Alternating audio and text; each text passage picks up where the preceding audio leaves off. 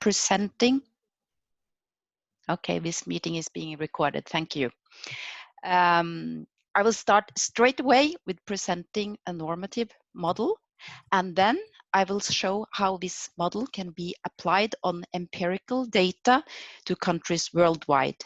And after the break, I will ask you to do a similar assessment on one country each for each group.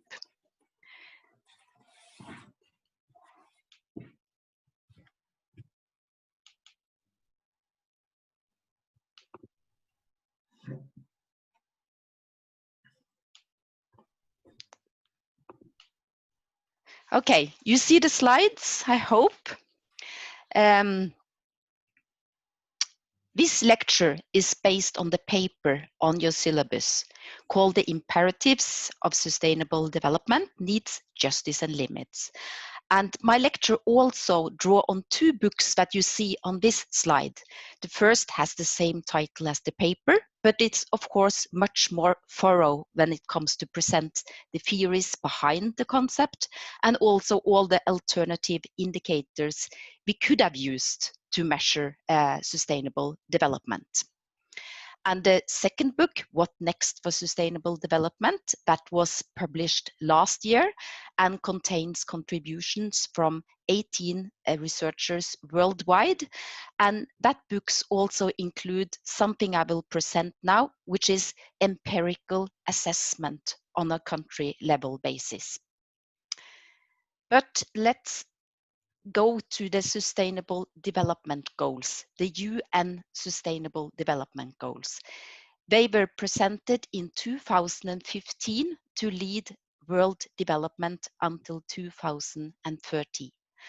And it's a big political achievement that all countries in the world have agreed on these goals, and we are very happy for that. It has brought sustainable development back on the political agenda and the industry agenda and the university agenda. But it is our role to be critical as researchers, and we believe there are too many goals. There are 17 goals, 169 targets, 232 indicators, and these goals are not prioritized. All targets seem to be equally important. And we think they're also unbalanced. It's more about people than about the planet. As you see in the bottom left corner, there are only 3 goals that has to do with the environment. The rest is about development. And we also find that although the development goals are very often concrete and quantifiable, the environment goals are not. So in order to meet these critiques, we have developed a quite simple model consisting of 6 indicators that are quantifiable and with corresponding thresholds. And the question we ask is, we call it a normative model because we ask, where should we go? And we go back to 1987, where the World Commission on Environment and Development presented their famous report, Our Common Future. And it's well worth reading if you want to know what exactly sustainable development is all about. And it contains the most cited definition of sustainable development. Sustainable development is development that meets the needs of the present without compromising the ability of future generations to meet their own needs. So it's a challenge here. You have to meet both the needs of the present and the needs of the future simultaneously, and that's a challenge. And the second part of this definition is often not mentioned, and it says that sustainable development contains within it 2 key concepts. And it's the concept of needs, in particular the essential needs of the world's poor, to which overriding priority should be given. And the idea of limitations imposed by technology, and also the way we organize society, including the economy, on the nature's ability to meet present and future needs. And so, using this as an inspiration, we develop a normative model in 5 easy steps. We start by acknowledging that sustainable development is an ethical statement on a par with democracy or human rights. And then to find actions, how can we achieve sustainability?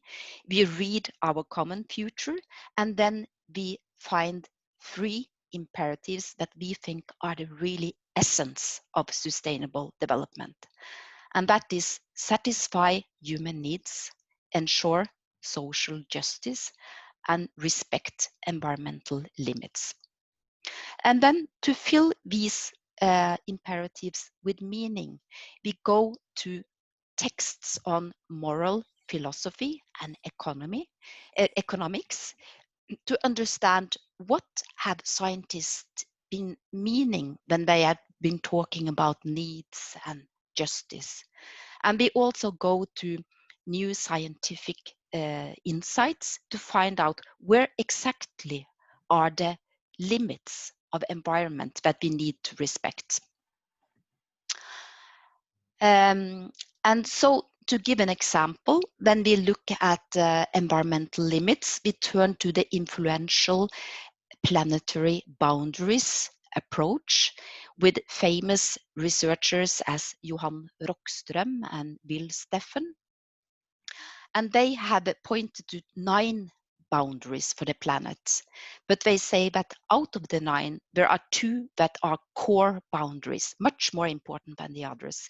And that's climate and biosphere integrity.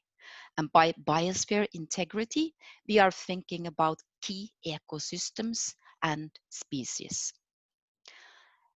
Then for each of these themes, I forgot to mention them, but the themes in step 3, they are eradicate extreme poverty, enhance human capabilities or opportunities to live the life you choose to live, ensure rich participation, ensure fair distribution, mitigate climate change, and safeguard biosphere integrity.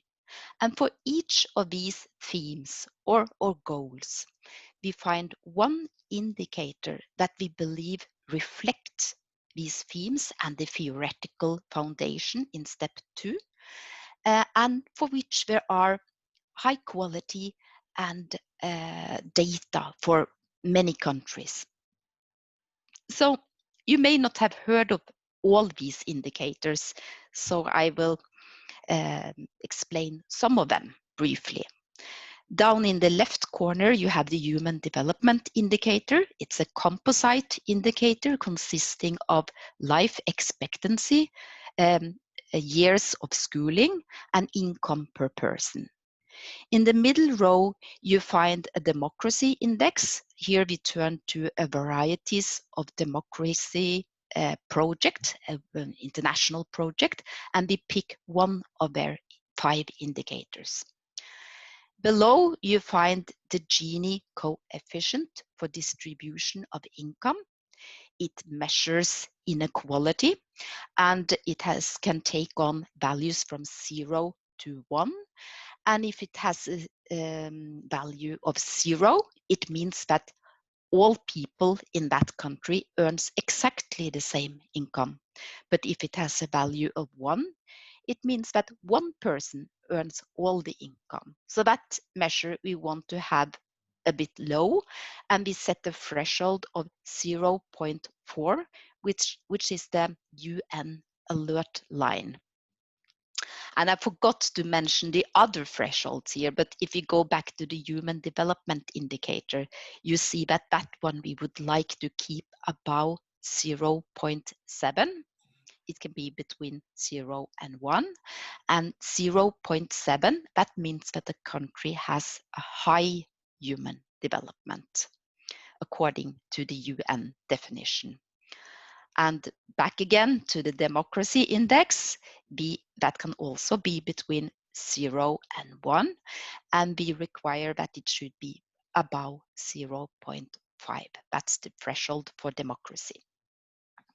And then the last column, we have the emissions, and we have what we call ecological footprint that you may have heard about. It's a bit challenging to understand, but here you take the consumption of one person or an average person in a country, for instance, me in Norway, and you look at my consumption and you ask how much land and sea area does it require to produce what she consumes and also absorb the waste from my consumption, including CO2 emissions. And that we compare to the area that are available on average for each person on the planet, and that's 1.7 gigahectares. So you compare my footprint with 1.7 gigahectares. So that was very quickly about the indicators we use and the thresholds. And these 6 thresholds, they form together what we call the sustainable development space. If a country satisfies all these thresholds, it's within the sustainable development space. But if it transgresses 1 or 2 of them, then you have to do something with those areas. So the implications of our model, it is different from the popular 3-pillar model that you have heard about, I guess, where you balance social, environmental, and economic dimensions. Instead, we present constraints or thresholds on human activities, including economic activities. And we say that these results in a sustainable development space. And also we say that all the 6 themes and all the thresholds are equally important. You cannot trade off one because you want to achieve much better on another. You have to respect them all simultaneously. Then the last part of my presentation is about where are we? And here we use a statistical technique called cluster analysis that helps us to organize all the countries in the world in groups that are quite similar when it comes to how they perform on these 6 indicators. And we have access to data for 117 countries, and that covers 87% of the population. So it's a quite good coverage. Yes, and so here you see a technical picture. You have not seen it in the paper, so I will explain it briefly. It's the first pair of clusters. We have 3 pairs, 6 clusters organized in 3 pairs. And the circle here shows a spider web diagram. And the spikes or the legs of the spider is the indicators, each of the indicator. And we have turned some of the indicators upside down in order to achieve that the green circle is where you want to go. That's the sustainable development space. So if the values, indicator values, are within the green circle, then it's good. If it's outside, it's bad.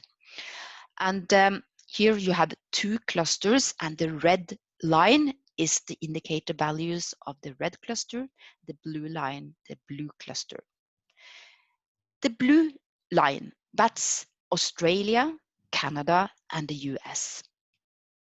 And the red cluster, that contains countries in the EU, Norway, the UK, Japan, South Korea, and in fact, Uruguay. And what you can see here is that all countries in these 2 clusters, they are rich, wealthy, they are democratic, egalitarian, but they are polluters. And what we can also see is that the blue cluster have much higher environmental cost than the red cluster. For instance, the emissions from the blue United States cluster, that's 3 to 4 times that of the red cluster. And the ecological footprint, biosphere integrity, is twice as high in the blue cluster. So it's possible to achieve the same high level of life as in the red cluster at a considerable lower cost than in the blue. Next, we turn to emerging economies struggling with social justice.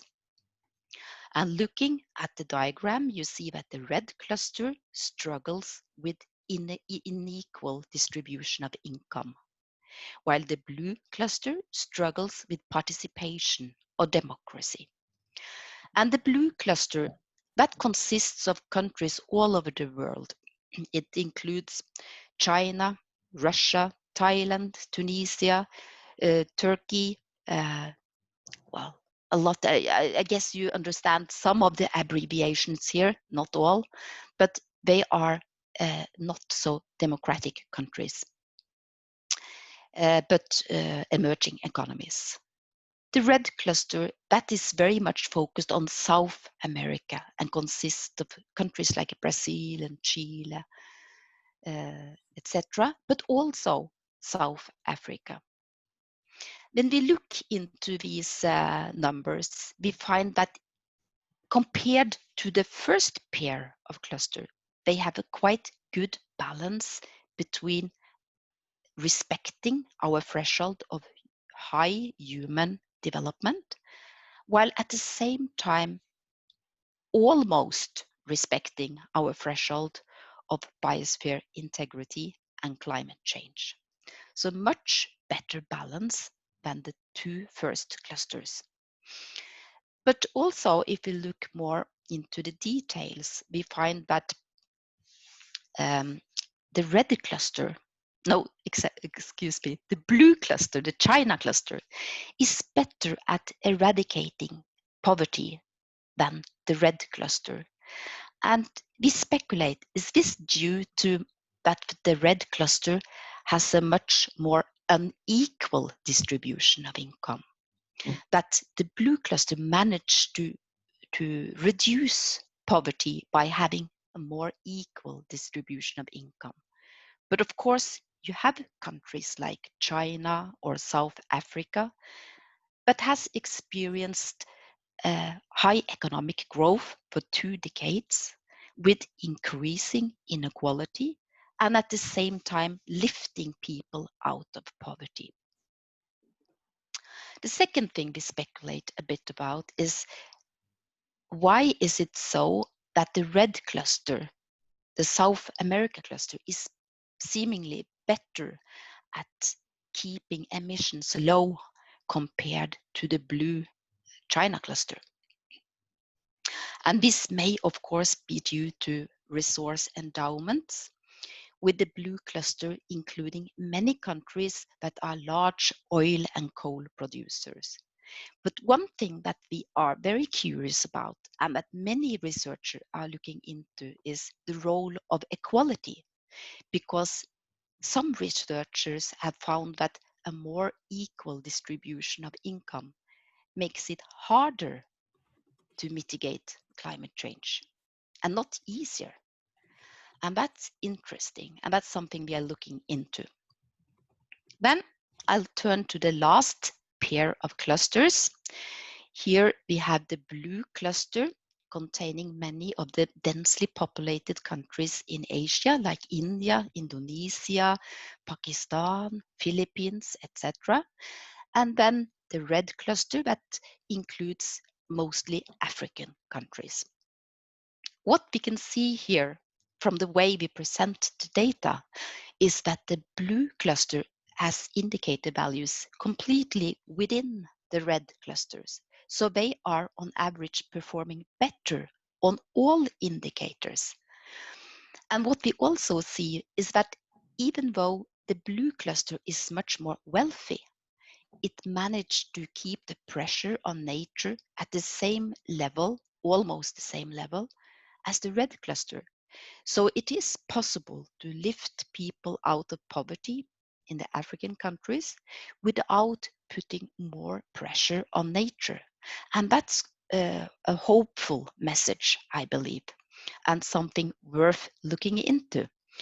And of course, for the last cluster, the red cluster, it's the great challenges are related to societal challenges and not environment.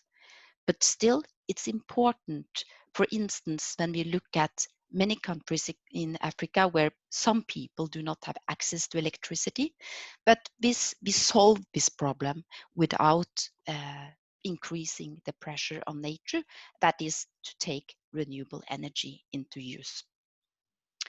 So to end on a positive note, I have been looking into what of these countries are good at reconciling, not perhaps all of the 6 indicators and thresholds, but reconciling some of the themes of needs and justice and limits. And here is a list of countries that I think have been better than others on reconciling from different angles these goals, and that might be used as role models. So thank you, and I give the word to Erling, and after the break you will be doing some assessments yourself. Thank you. Thanks, Christine. That was really informative. And everybody's, of course, eagerly checking their own countries. That's you get from these kind of presentations. Yes, we have actually a few minutes if some of the students have an immediate question. If you don't mind, that could be useful. Yeah, Matthew?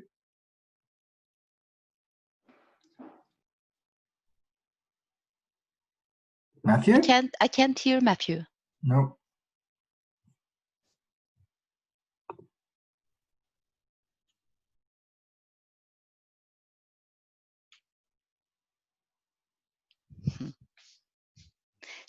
Is he on the chat? No, can you hear me now? Yeah. Yes. Okay, great. Sorry. Zoom keeps muting my microphone, and I have to manually. Anyway, thank you, Christine. That was, yeah, it was really nice to hear all this from you. I've read this stuff several times now, and so it was nice to see it in a presentation. Something I've been wondering about is your use of the Gini index. So one of our colleagues at Högskola he's very critical of the Gini index. He points to the fact that here in Norway, this is Jørgen Pedersen. He points out that in Norway, for example, while we enjoy this very equal income, this excellent income equality, the Gini coefficient, if we're just looking at income, isn't paying enough attention to wealth inequality. And we do still have growing wealth inequality even in a country like Norway.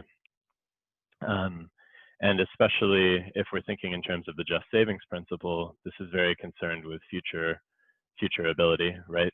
And growing wealth inequality is something that can sort of spiral out of control over time, right? So I'm just wondering why you're using income instead of wealth as a measurement of equality.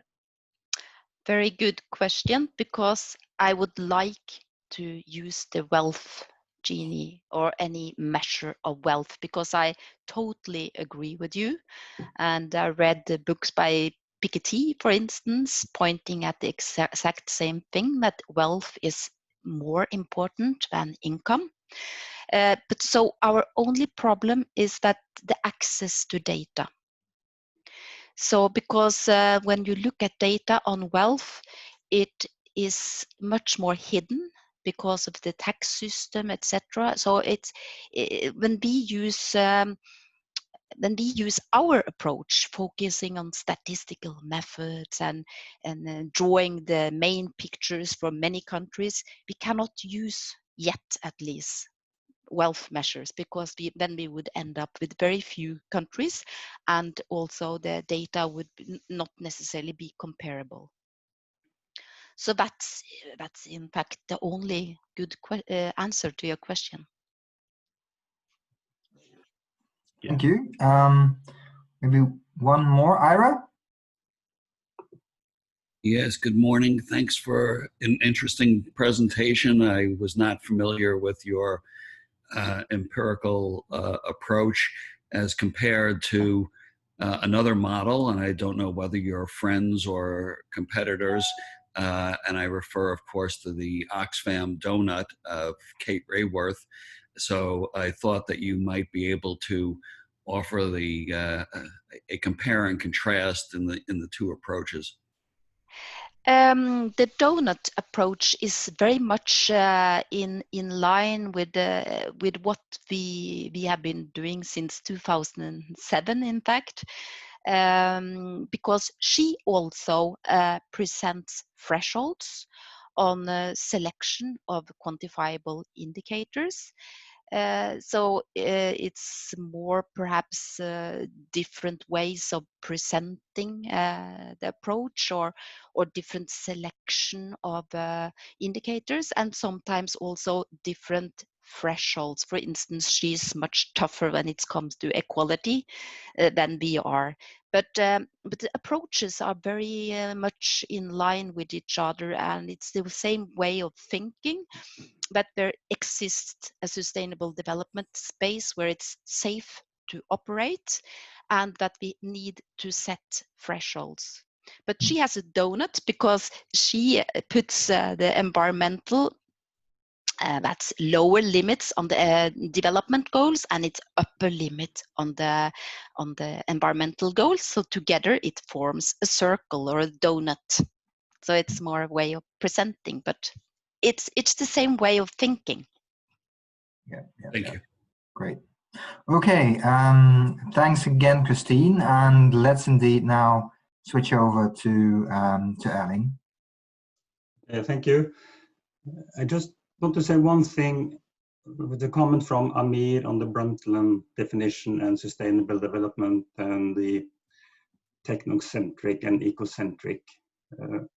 Actually, if you read Our Common Future, I think it's hard to read that as a purely techno or ecocentric approach. Actually, Our Common Future is quite radical. It actually recommends a reduction of living standards in parts of the rich world. And because Our Common Future report is quite radical, there are hardly any trace of that report in the UN documents after 1992. The definition from Our Common Future is still there. But if you look through, I spent some weeks looking through all the UN documents from the Rio conference in 1992, the Rio conference in Johannesburg in 2002, the new Rio conference in 2012, and the Agenda 2030. And there's not one single reference to Our Common Future. So Our Common Future is actually a quite radical report. And I highly recommend to read that report, because I think it's the best report ever written on sustainable development. It's balanced, it takes all consideration into account. It's really good. Okay. So that was the commercial for today. And I also want to say that the model that Kristin presented, all these countries, they are merely numbers to us. So perhaps sometimes we offend some countries by presenting them as something they are not. But we don't know these countries that well. They are numbers that we have found in databases. But now I like to turn to sustainable mobility. And I like to turn to sustainable mobility in clusters 1 and 2, that is the rich part of the countries. But the results or the strategies I'm presenting will be relevant for all countries. and I focus on passenger mobility.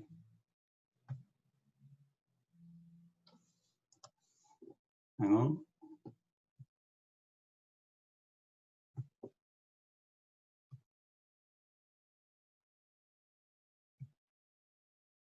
There you go.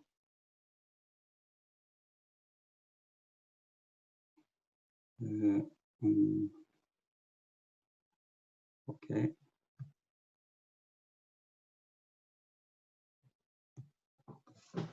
For some reason, the small icon that I'm going to put pressure on now is beneath Lars Cohen's picture. So I'm not sure how to approach that icon. Bear with me. You could also just try typing F5, or there's a little icon next to the what appears to be like a volume scale. There you go. I try again. Let's see.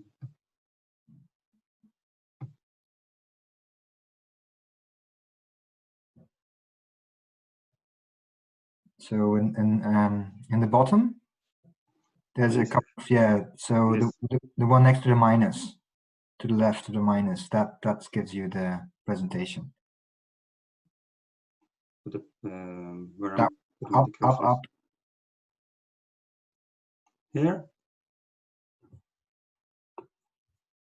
The thing is, so the symbol underneath sciences and left of the minus sign. Erling knows where it is, but it's under a photo of you. But if Erling, if you go up to lysbildeframvisning on the top, you will achieve exactly the same. Okay. And then what? You click, double click, and from the gjeldende lysbilde, from the beginning. Thank you, Kristin. Thanks. So I got some helps from upstairs there. Kristin is sitting in the second floor. Okay. Sustainable mobility. I will present the topology on how these countries can achieve sustainable mobility, and I'm looking at countries in cluster 1 and 2, and I will focus on personal transport. And in the literature, we can find that there are 3 different strategies. What needs to be done to achieve sustainable mobility or to enter the sustainable development space in terms of transport. And these 3 strategies are well established within the literature. Actually, they go all the way back to the 1970s and Paul Ehrlich's IPAT equation, the impact population affluence technology. And there are many different varieties of this 3-sponge strategy. The first is what I call the efficiency approach. And this is an efficient strategy that focuses on new, better, greener technology. Could be hard technology, like better conventional vehicles, more efficient engines, improved rolling resistance, and so forth. Or it could be alternative fuels or vehicles. For instance, hydrogen vehicles, fuel cells, electric cars, biofuels, or whatever. But it's a more efficient way to do transport. The second one is what I call the alteration or a shift strategy. And that's including a shift or a modal shift. I mean, you change the travel pattern. You travel with train instead of plane. You travel with bus instead of cars. Basically, you travel differently. And then there's the third strategy, is the reduction strategy. Reduce transport volumes. Travel shorter distances or reduce travel frequencies, the number of trips. And that is probably the hardest strategy. And then there are this question about agents who will contribute to this sustainable mobility approach. And obviously everyone needs to work together. The governments, the firms, private sector, the public sector travelers, but someone must take the lead. Someone must initiate changes. In the literature, it differs quite significantly who is that agent who will take the lead.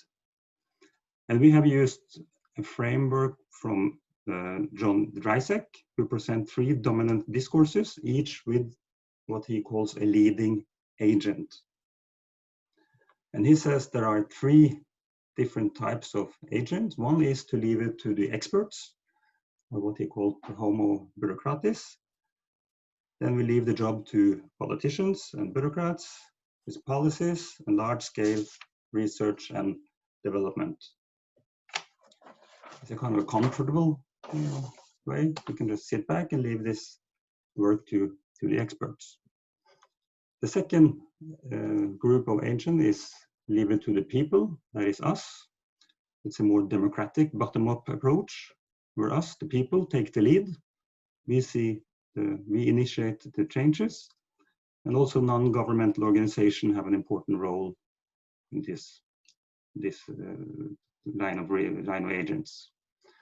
Or finally, we can leave it to the firms, what Dreisack calls the homo economics, where he puts the market mechanisms to the forefront, and firms develop and supply the market with a sustainable solution in terms of transport.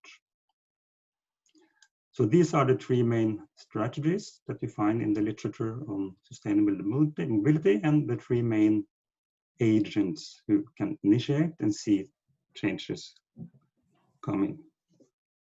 So if you combine these strategies and agents, we get 9 narratives on how to achieve sustainable mobility. And I will briefly go through the 9 narratives. And we used the concept narratives. We could have used pathways or any other concept, but we used the word narratives because each of these boxes is a story on how we perceive the problem and how we can solve the problem. And dominant narratives are important because they influence policy and they influence practice. So there is some sort of battle between the narratives because they matter. And in the literature, we find proponents for each of these narratives. And I would like to say that there are not necessarily a right or a perfect narrative. There's no single narrative here. You probably need many of the narratives. And in the article, we have suggested some what we call meta narratives that combine some of these narratives into bigger ones.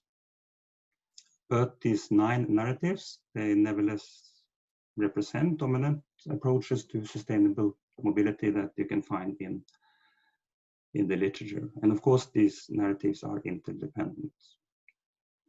So I will briefly go through the 9 narratives. They are supposed to be self-explanatory. So you will hopefully get a glimpse of what they are by just looking at the names. The first is the green government. And you have green government initiating large research and development programs.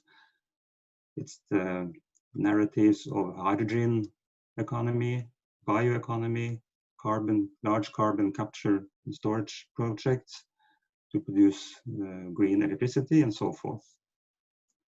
You have the green purchaser, where the people use their purchasing power and firms to adapt accordingly.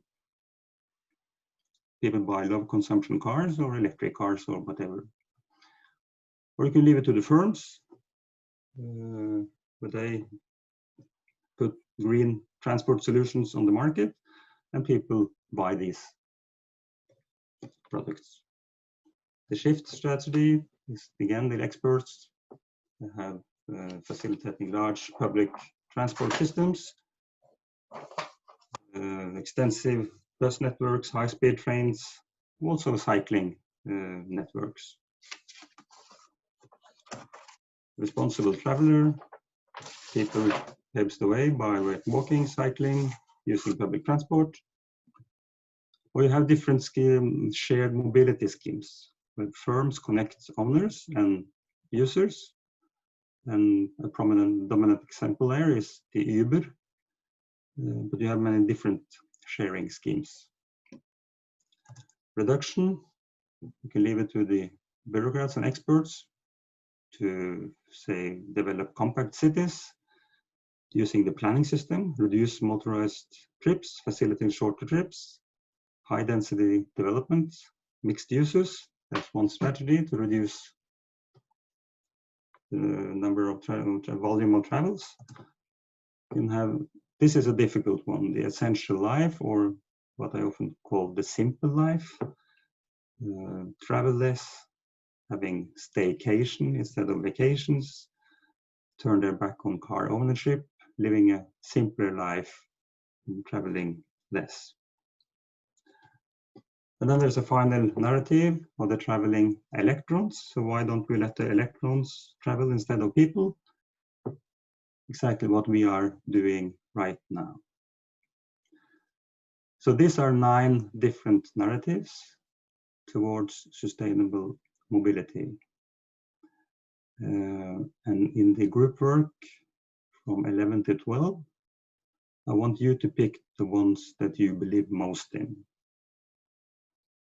I've done this on students for almost 15 years now, and I'm a bit excited to hear what you think about these different narratives.